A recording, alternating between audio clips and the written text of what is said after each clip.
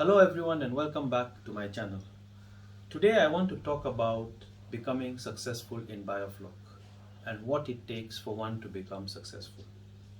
So the first thing that you need to do in order to become successful is undergo training. Training is the most important factor that makes a difference between success and failure in Biofloc. Now you must be trained by somebody who has the right knowledge and experience. Once you have the training, then you need to get the right equipment. Now, because Biofloc is very scientific, everything is properly defined. So the kind of pump you need, the kind of aeration system you need, the kind of tank you need, everything is well prescribed and it has to be followed exactly the way it has to be.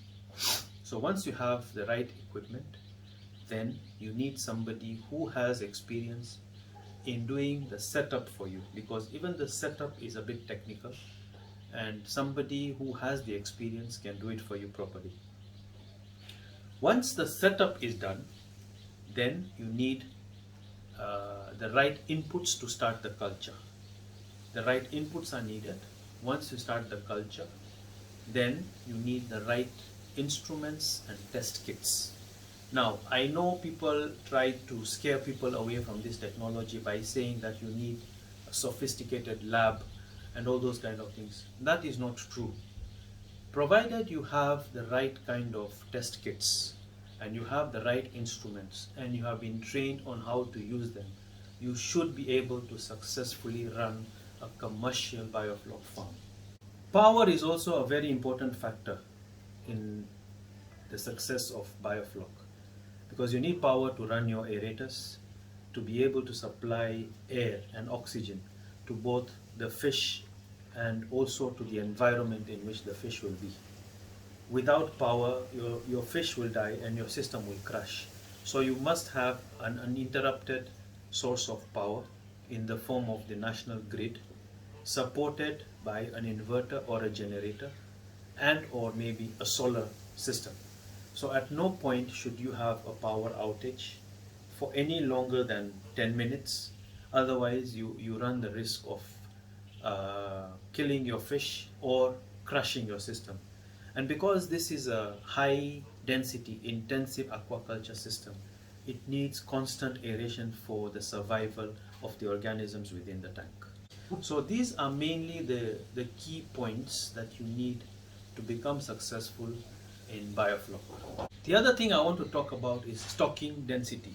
A lot of people have been asking me this question, so I thought I would rather just put it in this video. Now, stocking density, the recommended stocking density is 30 kilos per cubic meter. So for example, if you are doing a 4-meter diameter tank, that is 10,000 liters, that is 10 cubic meter. That translates to 300 kilos of fish. That is your maximum biomass you can have in the tank.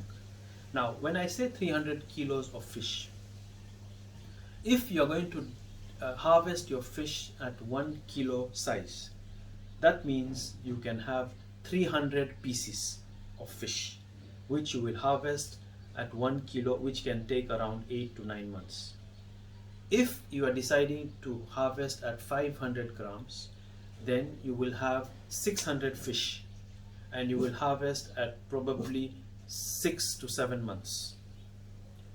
Then if you plan to harvest at 300 gram size, then in the same tank you would have 1,000 pieces and you would harvest in a shorter time, say between 4 to 5 months. So depending on the fish, and that time would then vary, but this is how you calculate your stocking density, your numbers, and the time that it will take before you can harvest.